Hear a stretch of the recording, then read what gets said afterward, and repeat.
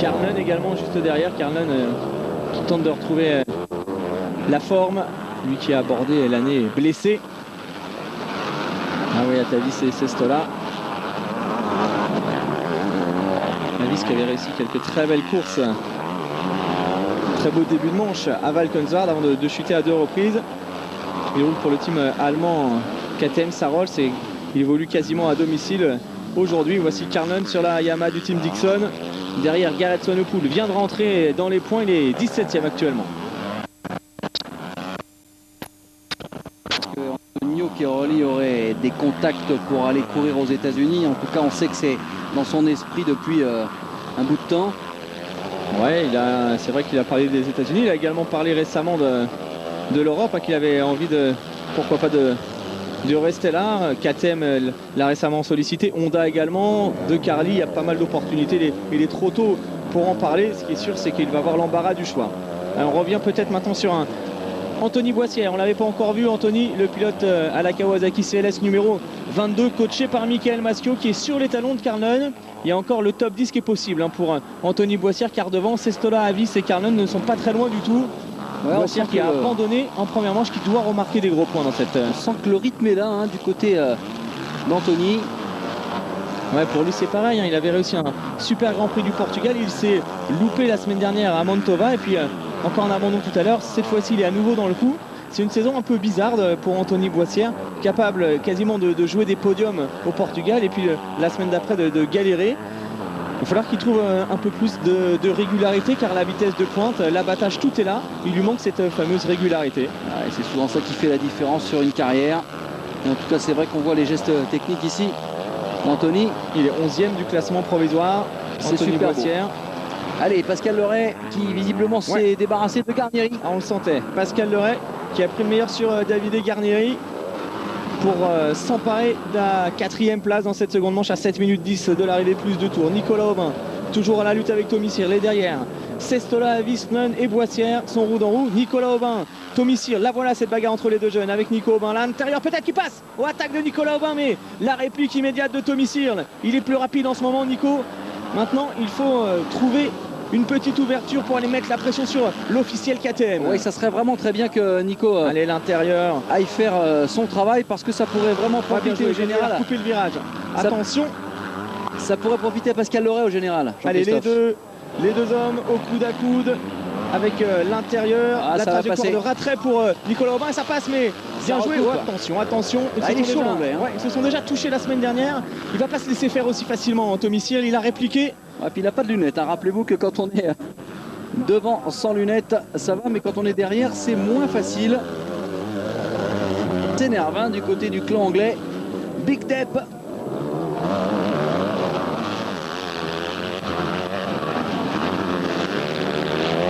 Elle est Nico Aubin qui essaye vraiment de faire un travail énorme pour revenir sur l'anglais. Il est plus rapide, c'est sûr. Maintenant, il faut trouver l'ouverture. Il l'avait fait, mais Tommy Sirle a bien réagi. Il a de l'agressivité, le pilote anglais, regardez. Il la relance bien, la KTM, mais la Yamaha a l'air est super performant. Super performance. La machine de Nicolas Aubin, l'attaque peut-être. Allez, on recoupe le virage. Super bien joué. Oh, super bien joué de la part de Nico Aubin. Regardez le freinage. Attention, ça y est, c'est fait. Super bien joué. Vous avez vu comme il a replacé la moto dans l'adhérence maximum.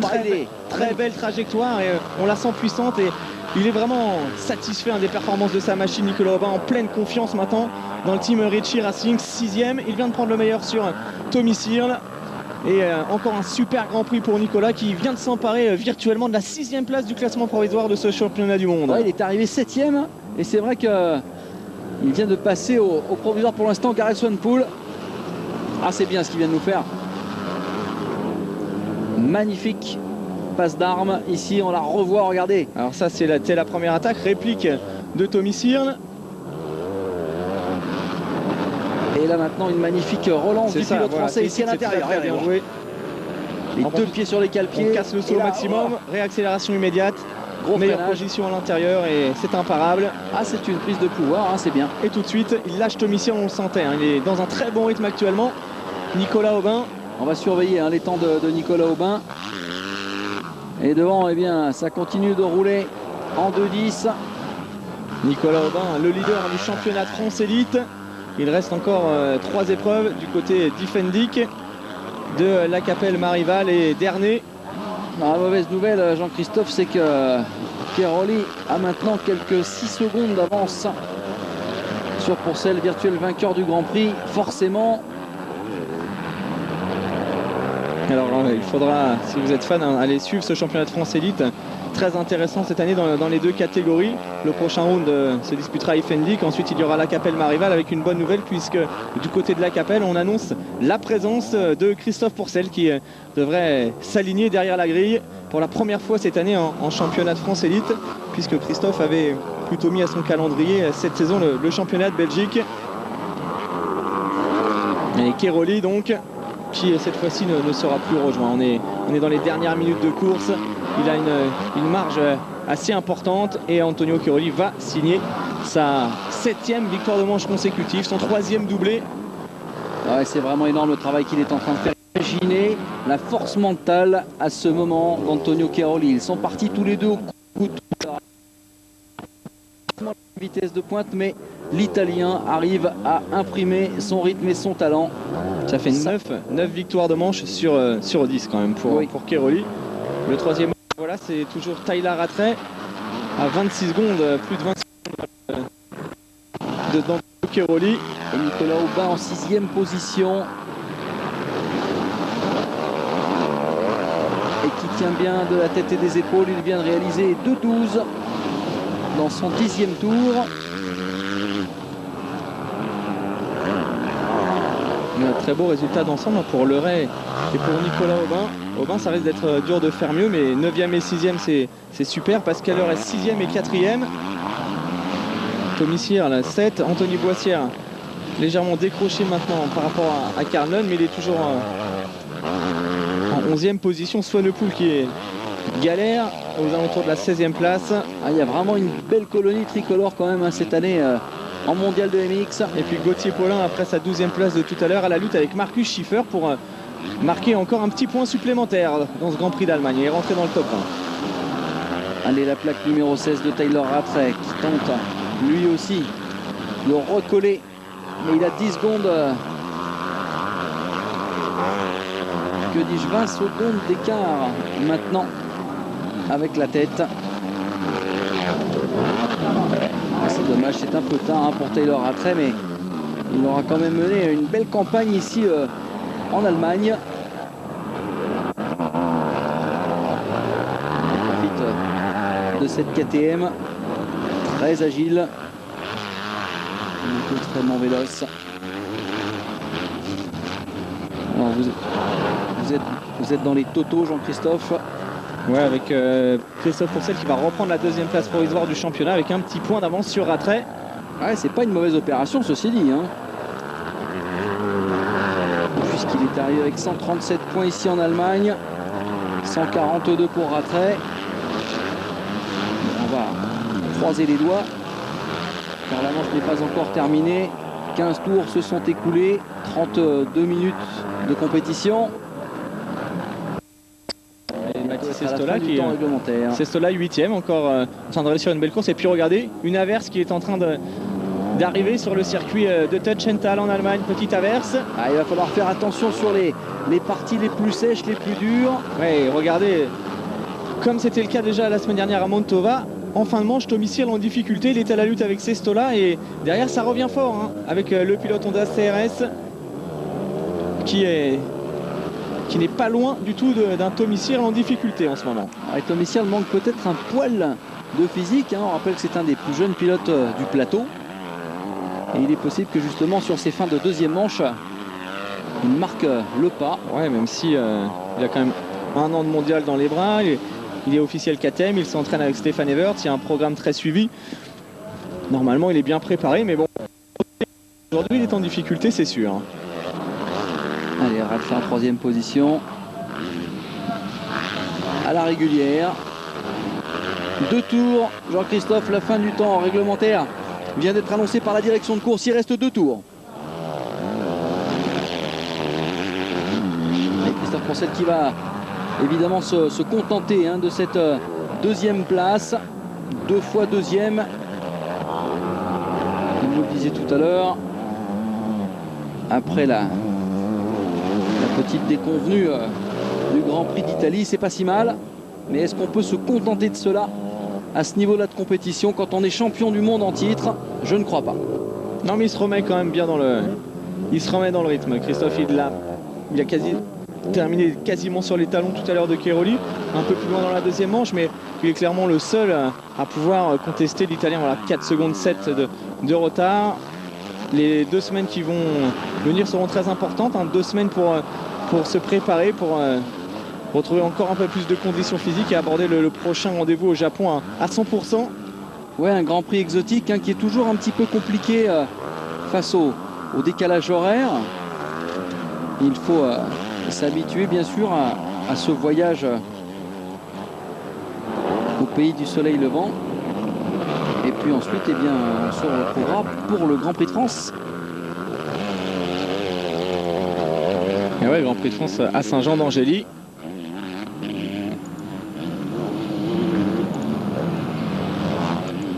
Alors Chris Pourcel, toujours dans ses énormes ornières. Alors l'année dernière, Gental. au Grand Prix du Japon, c'est Billy Mackenzie qui s'était imposé devant Cairoli, De Rover et Christophe Pourcel. Christophe qui avait terminé second de la première manche et puis 5e de la seconde. Cairoli lui avait remporté la deuxième et terminé 4e de la première. Donc les 2 hommes sont rapides là-bas. Mackenzie qui avait terminé aussi vainqueur. Ouais, Mackenzie en 2005. s'était imposé. C'est vraiment un circuit pour lui. Allez, on rentre dans le dernier tour de cette catégorie Mix 2 avec un Antonio Cairoli dominateur. Absolument intraitable sur cette piste allemande, alors qu'il avait annoncé la couleur d'emblée. Il n'aime pas se tracer. Non, c'est même, pour même le pire circuit. Le pire circuit selon pour Antonio lui. Cairoli. Ça va, hein. Oui. Quand on gagne les 2 manches sur le circuit que l'on aime le moins. Bah, ça promet pour la suite des événements. Et puis c'est une façon supplémentaire de dire à ses adversaires que réellement, même sur son tracé visiblement le moins favorable, en tout cas dans sa tête, eh bien Cairoli arrive largement à dominer son sujet. Ouais, même si dans les derniers tours, Christophe est en train de revenir. Bon, c'est il est en normal. roue libre là. Il est en roue libre, Cairoli, regardez. Il est en train de se laisser glisser gentiment sous le drapeau damier. Et il en refait un petit peu, un peu de style, un peu de freestyle peut-être pour le public. Car il sait se faire aimer, Antonio Cairoli. Allez, ce petit saut pas très loin de l'arrivée. Les derniers gros freinages. Nous allons avoir un beau podium, un Cairoli, Pourcel, Rattray, Garneri et Pascal Leray, 5e de ce Grand Prix. Pourcel qui vient de faire un bon temps, hein, dans son dernier tour. Son meilleur temps en course d'ailleurs. Là, techniquement, c'est sympa. La petite roue arrière devant les mécaniciens pour Antonio Cairoli qui vient de jeter un coup d'œil. Celle n'est pas loin. On peut voir bientôt lever le point. J'aime vraiment beaucoup ce style agressif de Cairoli. Dieu qui l'a tort. 7 Y. Voilà, c'est fait donc. Nouveau doublé, le 3e consécutif pour Antonio Cairoli, vainqueur de ce Grand Prix d'Allemagne MX2 devant un bon Christophe Pourcel. Tyler Rattray qui va terminer donc en 3e position. Pascal Leray 4e, pas très loin. Un très belle manche de Leray. Qui fait un très beau Grand Prix aussi. Garnieri 5e, Nicolas Aubin 6e. Normalement, on revoit l'image.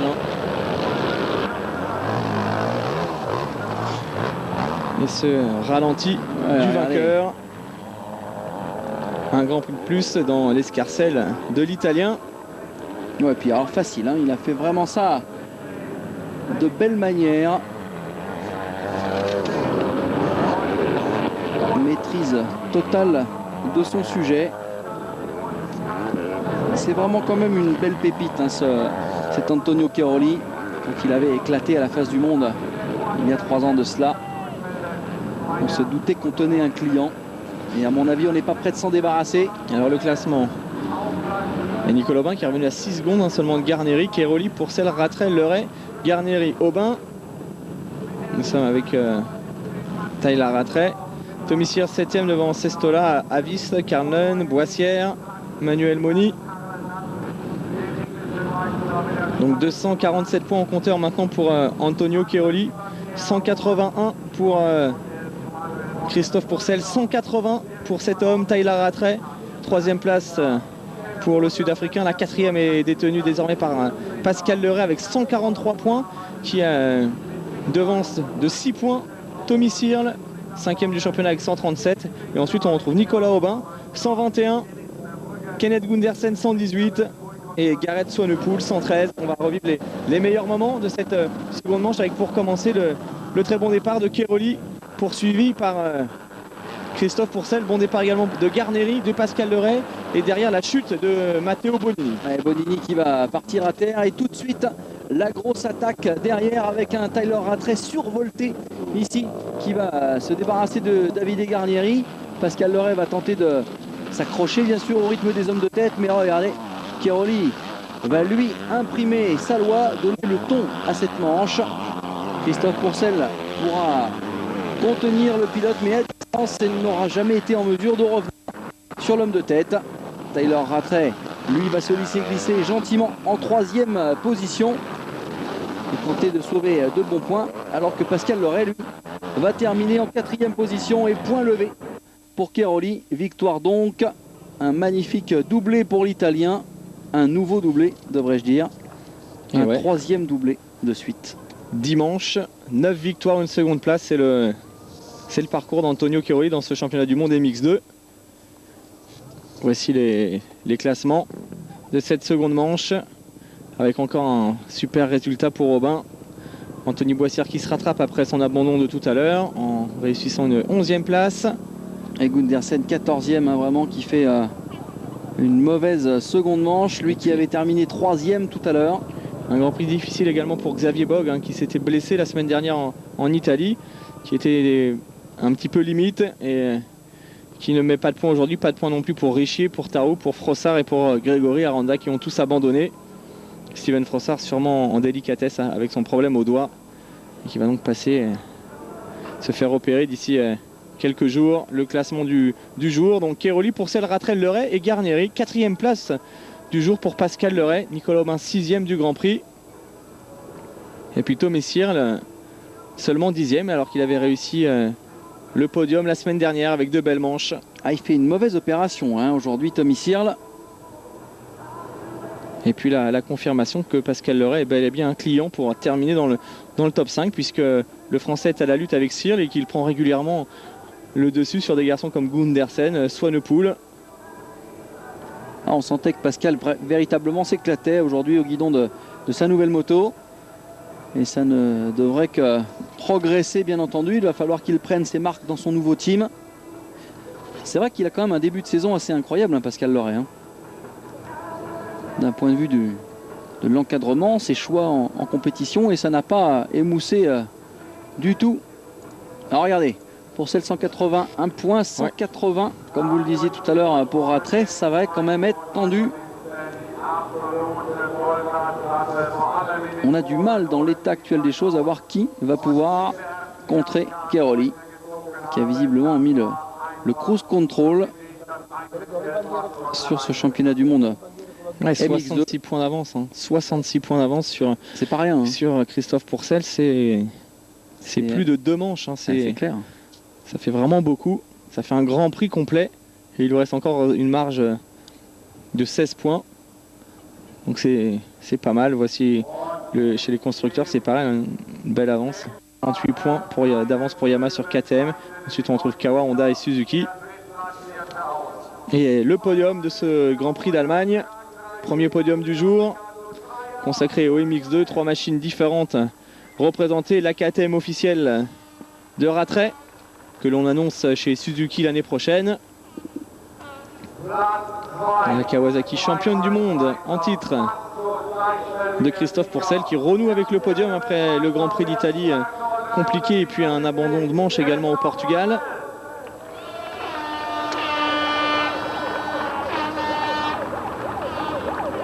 Et il n'a pas récidivé sa victoire de l'an passé, mais il monte sur le podium, il se relance dans ce mondial. Christophe Pourcel, deuxième.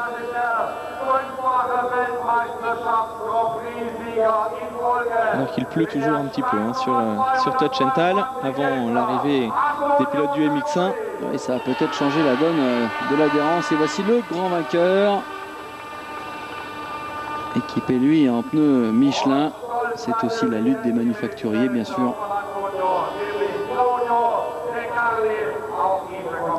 Et toujours la trajectoire parfaite. 5 courses, 5 victoires pour Cairoli. Assez propre, nickel. Hein. Voici un manager heureux, Claudio De Carli. C'est lui qui a signé le départ, qui lui a fait confiance.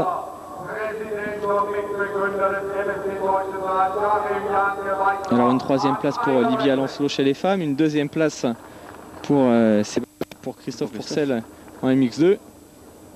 On attend maintenant un podium de manche tout à l'heure pour Sébastien, qui a un peu galéré dans la première manche MX1, mais qui a largement le niveau pour aller chercher ce gros résultat. On compte sur lui. En tout cas, ce team privé français, il faut le souligner, eh bien, tient plus que sa place dans le monde du MX aujourd'hui.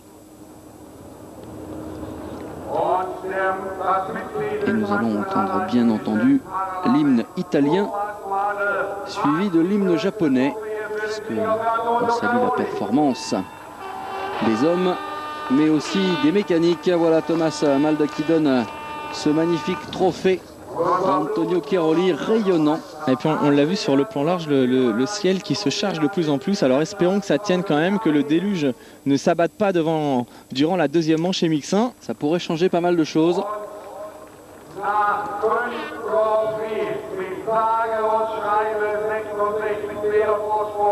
Et la plaque rouge qui reste bien sûr sur la moto de Cairoli. Et oui, il en est fier de cette plaque rouge. Croyez-moi, pour lui faire lâcher ce trophée, il va falloir être sacrément fort.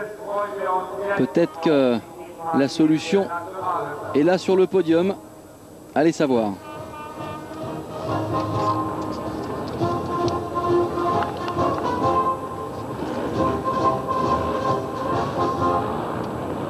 Un petit détail des lunettes de Cairoli. Tommy 222. Je crois que le 222, il le met oui, c'est un peu partout. Sur les lunettes, sur l'avant-bras avec le tatouage, sur la moto. C'est pas un peu superstitieux, Cairoli? Probablement.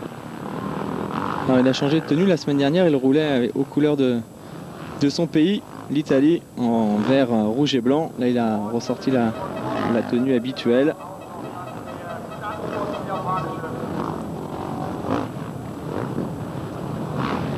On entend derrière déjà le bruit des 450 du MX1 qui sont partis pour le tour de reconnaissance, le tour de chauffe. Alors que l'on attend maintenant pour les ITV. Ce trio vainqueur aujourd'hui, les 3 hommes les plus rapides, avec ce gros plan sur l'YZF d'Antonio Cairoli.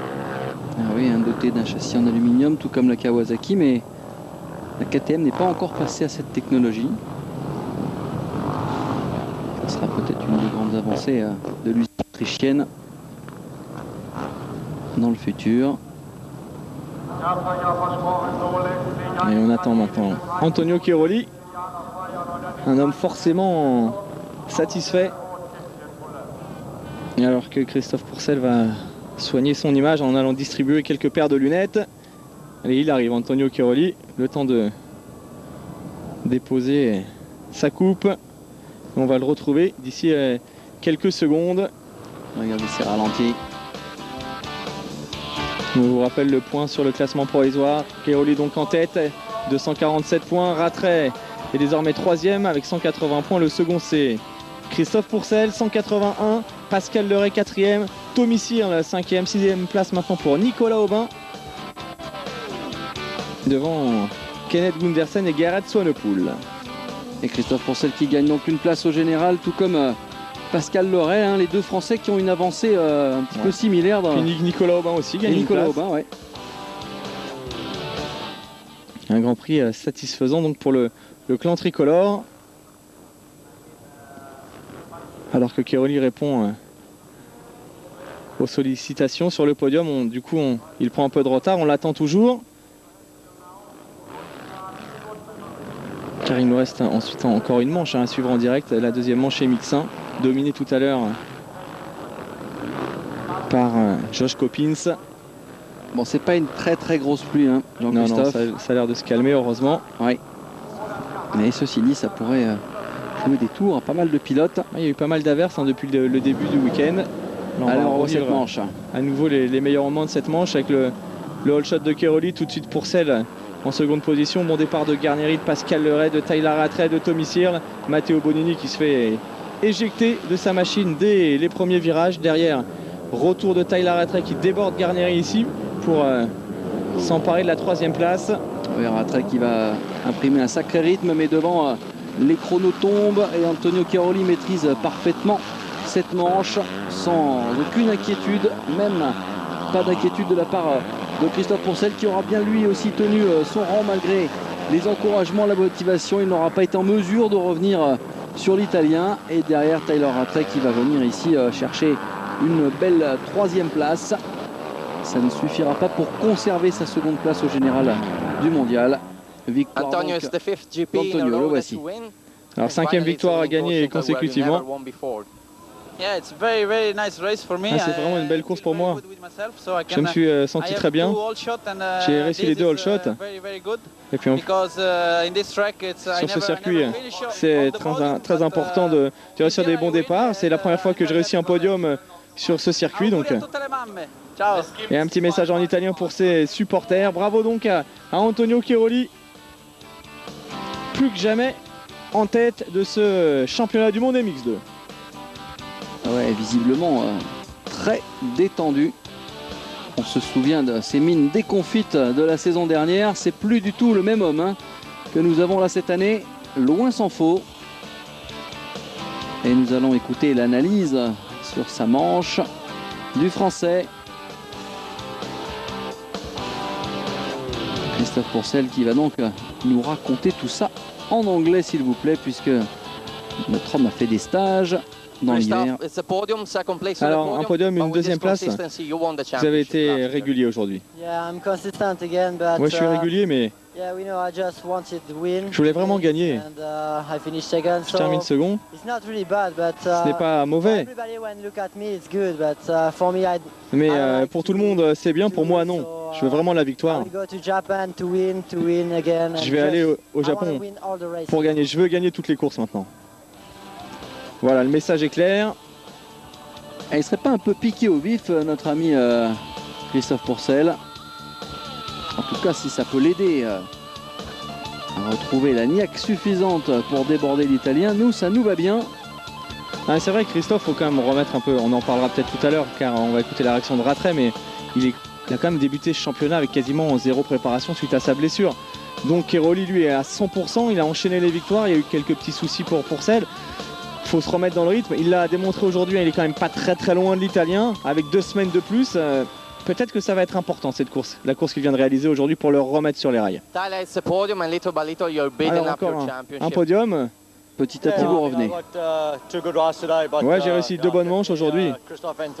Mais Christophe et Tonio étaient vraiment trop rapides et aujourd'hui ils ont très bien roulé. Je continue de travailler fort. Ces points sont très importants pour le championnat. Et j'espère quand même rapidement pouvoir m'imposer. Ah, c'est un bosseur. Tyler Rattray, c'est un bosseur. Il va revenir. Et ce serait bien qu'il vienne effectivement semer le trouble entre Cairoli et Pourcel. Et c'est vrai que votre remarque sur la préparation physique, elle est importante. Et elle va prendre justement toute sa valeur, puisqu'il va y avoir un petit break d'une semaine, un voyage. On va pouvoir continuer à peaufiner les hommes et les réglages. Et si Cairoli est à 100% et que Pourcel n'est pas encore à 100%, ça promet pour la fin de saison. Il reste quand même encore beaucoup de